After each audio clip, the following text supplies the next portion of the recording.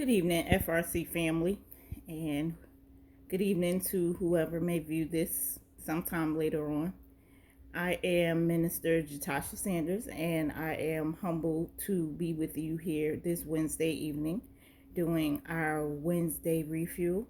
I'm definitely honored and would like to give honor to Pastor Marlon Harris and First Lady Alicia Harris, just for thinking of me to bring you guys a word this week. And so, what I'm actually going to touch on today is something that's been heavy in my spirit for the last few months, regarding legacy.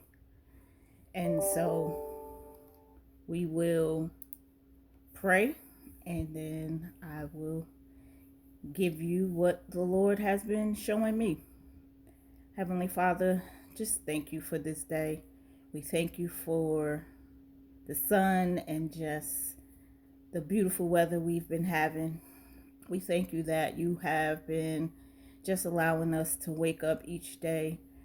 And even though we all may have struggles, we still can just find a way to find some joy in the days that we do have, because time is moving very slow. And we just have to start learning how to appreciate everything that's put in front of us. I pray that something that is said today touches and pierces someone's heart. Allow them to see you and not me. In Jesus' name, amen. So, regarding legacy, like I said, it's been in my spirit for a few months. Just different things that have been just transpiring in my life, things that have been going on in regards to just the day to day. And mostly with, my children are getting older now, or are older now, so I don't have little babies. And, you start thinking about what are you passing on? And what was passed on to me, right? I know I come from a strong foundation, and I definitely have to pass that on. But it was like a full circle moment with everything that God was showing me. And so when we look at legacy, legacy can focus on endurance, right? When we pass things on, we pass them on because we want it to have lasting value, because we want it to live on after us. Legacy should be intentional, and of course we want it to build for those next generations that are going to follow us. And we want them to succeed. And we're not always just talking about financial legacy, right? It's legacy of information, is legacy of your spirituality. What are you grounded in? And so the definition of legacy is, of course, it's a gift, right? Especially money, another person's property. It could be transmitted or received by an ancestor or predecessor, someone from your past.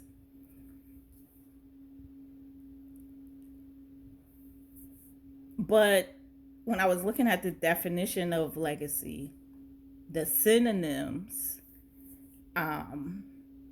were what stuck out for me. So the synonyms of legacy is bequest, birthright, heritage, inheritance, and patrimony. And when I started thinking about that, it reminded me so much of Jesus Christ, right? It's our birthright. He's left us an inheritance, definitely patrimony, because I definitely look at him as my father, or um, refer to him as my daddy in the spiritual sense.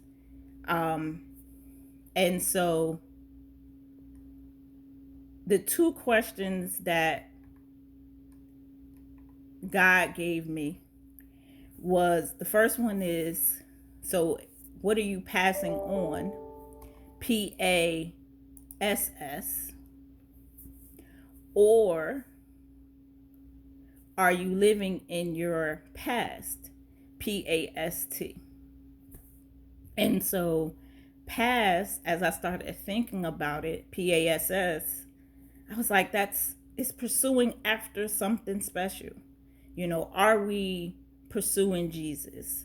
Are we pursuing his legacy? Are we, who my Pastor Marlon always says, who are we discipling? You know, are you doing those things in your day to day? Has it become your lifestyle? Or are you living in your past, with the T, PAST, pushing against something tragic, right? We all have had life happen to us. We have all had um, things occur that may have knocked us down, but are you holding on to them? Are you holding on to those regrets? Are you holding on to those failures? Are you holding on to that bitterness, that brokenness, um, things that will actually stop you from pass, right? From pursuing that something special, um, making a new change, doing something that you've been wanting to do in your heart, that's been your dream, but because you haven't released those things that are holding you back, you can't move forward into the good that may be on the other side of those struggles.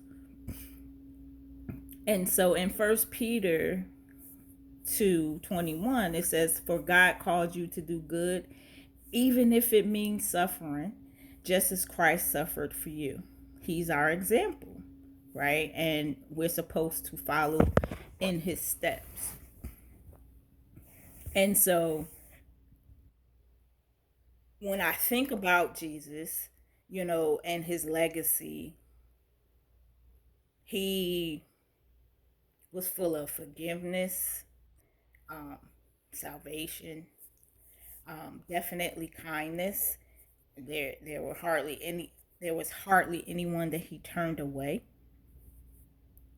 Um, the ultimate humble, person, man, right? And definitely full of perfect love, love that surpassed anything that I know I can ever imagine, as much as I try to um, give as much love as I can on a day-to-day basis with whoever I come in contact with. You know, um, life is hard, and not only just life, just trying to do the right thing on a day-to-day basis, right? We definitely live in some crazy times. um, we're all coming out of isolation from the pandemic. you know Everything now I hear on the radio, all the advertising, we outside, you know um but even in that, right, us going back outside, did we look at the time that was spent inside? Meaning, did we take that time to heal, or um work on not just ourselves, um, but the things that we want to do going forward. You know, have we tapped into our creativity and, you know, opened up part of ourselves that may have gotten closed up just due to life? Um, and Deuteronomy says, 6, it's verses 5 and 7, that you shall love the Lord God with all your heart and with all your soul and with all your might. And, it makes me think about the things I teach, my children or my nieces and my nephews, and really any young people that I come in contact with, you know, about just the acceptance of people. It doesn't mean I have to agree with everything that you do, but I do have to respect and try to have some type of genuineness, but it doesn't mean I have to take on what you're putting out at the same time. Hope that made sense. Um, and so, I, as I got asked to um, do this that night, I had this dream, and in the dream, I had went back. It was almost like I went back in time, and I saw it was like my whole life played in front of me, and it was me when I was younger, and I used to walk all the time, or I would have to catch the bus. I definitely wasn't in Charlotte then. I was in New Jersey, and so, we would catch the bus or we would walk. And so I was walking, and I get on the bus, and as I'm riding on the bus, it takes me from like downtown Newark, New Jersey, and then it took me to Irvington, New Jersey. Which, so let's, if you're in Charlotte, that would be like going from uptown Charlotte to like the university area, let's say. In the process of that, though, I got off the bus, but I left all of my stuff.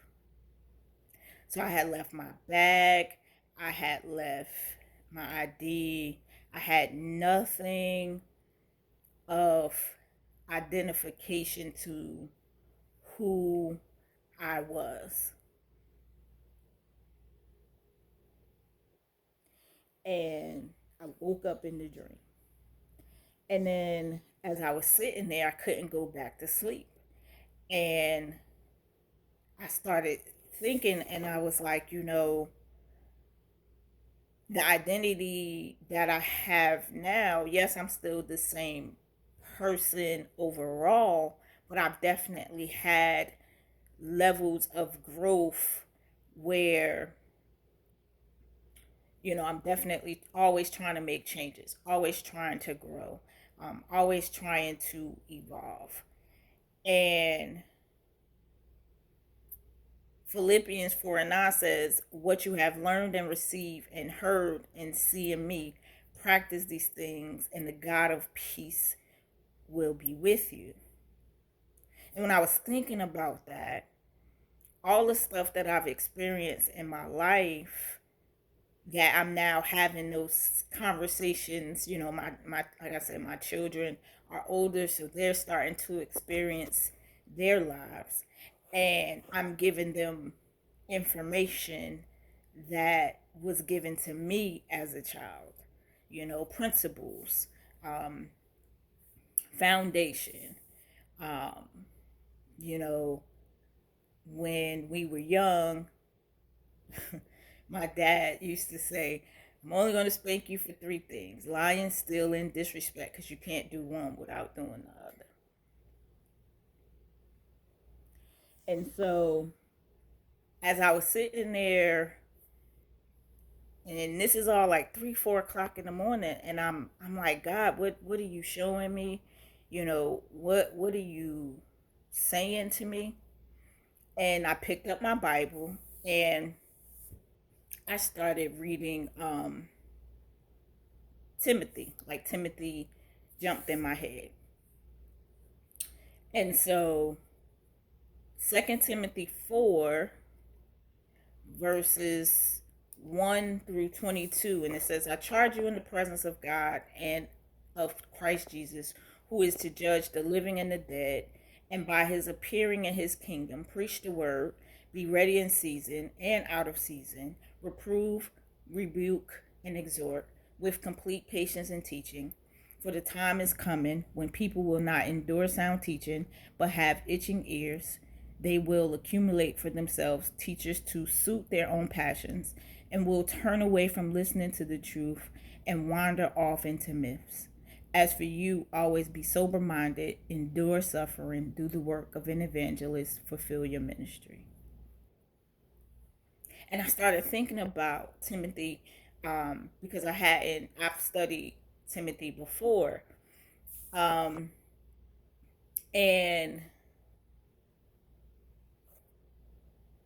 Apostle Paul having his conversations with Timothy. Timothy was young, and they refer to youth a lot in the book of Timothy. But a lot of times when I think about youth, it's not always age. Sometimes it can be our maturity levels. It can be the levels of maturity that we have. And, how are we carrying ourselves? Again, what are we passing on? Are we passing on tragic things from the past that we're holding on to? Are we passing on, that hurt, that harm, that danger, the hate? Or are we giving them something special? Are we showing people other ways? Are we showing them another way to do something, right? That we don't always have to be evil, or you can definitely, turn the other cheek, but you don't have to allow somebody to step over you, or take a advantage of you. Set a boundary, right? And so, you know, some of that is like, but what does that have to do with legacy? If we think about all the things that we've been shown over our lives, right? When we're young, your parents bring you up a certain kind of way, and you think about, well, I may do this, but I'm definitely not going to do that when I have my children. Or, I like this part, but nah, I think I'm going to change all of this up, right? Or if you got spanked a lot, you might decide not to spank your children, right? That's part of the legacy. That's part of something that was given to you that you either decide to pass on, meaning you're pursuing it, or you're holding on to it where it has almost damaged you, right? And the thing about legacy that has been sitting heavy with me is that Jesus wants us to be free, but free in the sense that we can show the world what the kingdom looks like, and pursue something special that onto them, and then heal from our past, PAST, those tragic things, those traumas, those things that have us build those walls that people can't get next to us, or they don't want to let somebody get in close, right? Because something may have transpired, or the second someone does something that's similar, it's like, oh my God, I saw that before, so I'm not going to even invite that in my space. But it may not even be that type of scenario. Jesus always took an opportunity to just serve and bless others. Legacy is a blessing. It's a blessing when I can say something to my children now that my parents said to me, or show them something that my dad or my mom showed me, and I can say, well, this, it wasn't a happenstance, like this was shown to me. John 15:16 says, you did not choose me, but I chose you and appointed you that you should go and bear fruit, and that your fruit should abide. So whatever you ask the Father in my name, he may give it to you. Like, where's your fruit? That's what your legacy is. Your legacy is your fruit. But we can give good legacy or positive legacy, and not all of the negative legacy that we see in the world today, that at times is just getting worse and worse and worse. Let's just be honest. um it's it's scary with all of the things that's happening, although I'm not fearful because I'm covered, but it's still very scary. And it makes me want to concentrate more on really digging into um, the gifts that God has given me. Um, and I enjoy that. I enjoy servanthood, and serving, and being there, and not even for accolades or anything like that, but it's because that's where my heart is. I enjoy people. Even though there are moments I'm very introverted and like to stay to myself, but I enjoy the genuineness of me being myself, because that's who I am ultimately, and to be able to give that to somebody else. And you may not even necessarily know that you're impacting them at that time or that moment, and then they may come back later and say something to you, and it's like, oh, I didn't even know I did that, or that I was inspiring you, or that I helped you, right? I was just being myself. So First Peter 4:10 says, each of you should use whatever gift you have received to serve others as faithful stewards of God's grace in its various forms. Like, use your gifts. Don't let them stay stale. Don't let them just sit in the closet or up on the shelf, where they grow stale and dormant, and then who knows when you might need it. It may be more difficult to pull that out of you, or um tap into it again. you know it is really a challenge of just learning how to live a kingdom lifestyle. And my children get to see that. They get to see me walking in PASS, pursuing something special, because they know, that's something mommy really enjoys.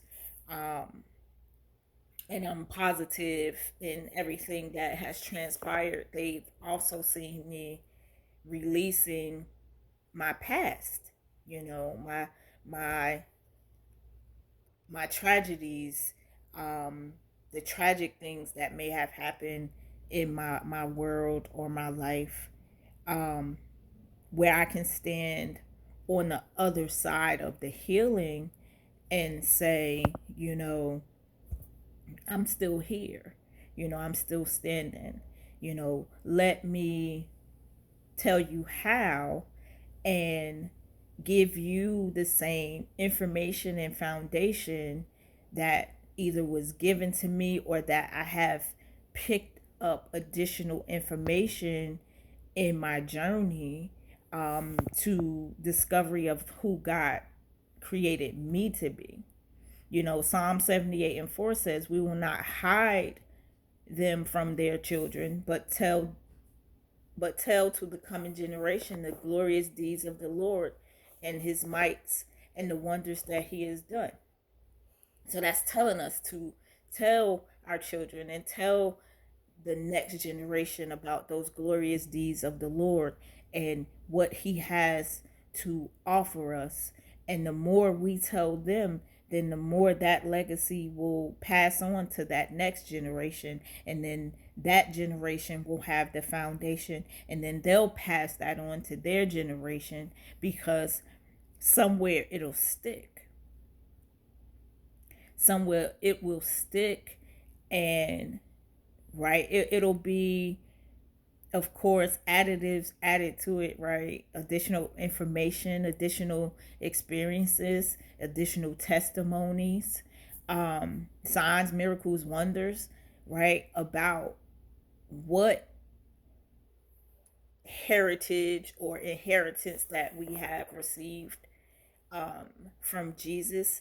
But if we don't talk about it, or don't talk about those things, and this is positive and negative, to those children, to those people we come across, the legacy stops. It ends. There won't be any future to it. And we definitely don't want that. We don't want that to perish. We don't want that to get to a point of, you know, not um, having anything else to give. Even in Ephesians 6:4, fathers, do not exasperate your children. Instead, bring them up in the training and instruction of the Lord. The Bible tells us to give them those instructions. It tells us to give the people we come across the instructions. It tells us, to disciple. Who are we discipling? Are we taking those opportunities when they present themselves to have those conversations? You can find ways to give information where it's not forceful, but you find a concrete way to slide it in there where, you know, somewhere they may not get it at that moment, but later on it may hit them and be like, this was said, or, you know, um, this person has said XYZ, or, you know, they were there when I needed them. You know, it is definitely where, now in my life, and it's not about the age factor of getting older, because I'm actually fine with that. It's the wisdom part of getting older, living in that wisdom and understanding the purpose and why God has me in, certain places in my life right now, and how I'm, what do you say, eyes have not seen, ears have not heard. Like, my eyes are wide open, my ears are on like extra, because I'm living in an expectation of what is God going to say to me next that I may even be able to pass on to somebody else, to share with them, to add additional information to, their legacy. That now, of course, you have to do um, your own research, right? Whether that be research in your familiar line, um, additional research from the biblical perspective, picking up your Bible, picking up your book, attending whatever church that you attend. And if you're not attending, you know, physically get back there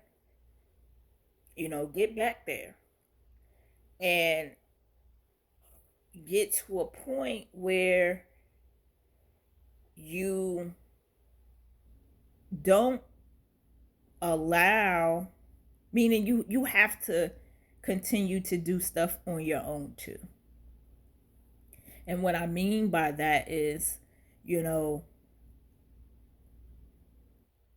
when my pastor preaches a sermon, yes, I take notes, you know, I'm all ears. All right, but then I go back later and I look at the information for myself so that I can try to get additional information. I can pick up additional points. I can, you know, hear additional things that God may want to say to me when I'm outside of that environment. And I'm understanding that those things, being meaning the knowledge of that, that's my birthright. That's my inheritance. That's my heritage. Because God says I'm a part of a royal priesthood. you know so although I'm going to get the information, I'm still passing, pursuing after something special on my own. And each day, a mounds or pieces of my past, my past, my you know pushing against something tragic, is dropping, is being released. The heaviness is gone. I can smile. I can walk with joy. I can walk with love and continue to learn how to pass and give that to somebody else. So I hope that something that was said today touched your spirit or intrigued you enough to do some additional research on your own, to begin your own pursuit in discovering what your legacy will be to, your family or your children or the people that you come in contact with. And I hope you have a good rest of your evening, and I will pray us out. Heavenly Father, we just thank you for this evening. We thank you for your word. I pray again that something that was said pierce someone's heart and soul, that they saw you and not me. I thank you for our time in study and our continuous time to just get together so that you can continue in building me. I pray that everyone is safe from danger or harm. We wish that no danger or harm comes to anyone. I pray that they can continue to experience your joy and just begin to understand fully who you are and walk into the identity that you're calling your people to be in, that we can learn to pursue after you and leave those things of our past, let them begin to just fall off of us and drop those things at the ground, because they belong to you. We need to give you back your stuff. It is your stuff. And I just pray that we all begin to understand that so we can make those moves to just release and walk in the freedom that you desired us to walk in. In Jesus' precious name, amen. Have a good night.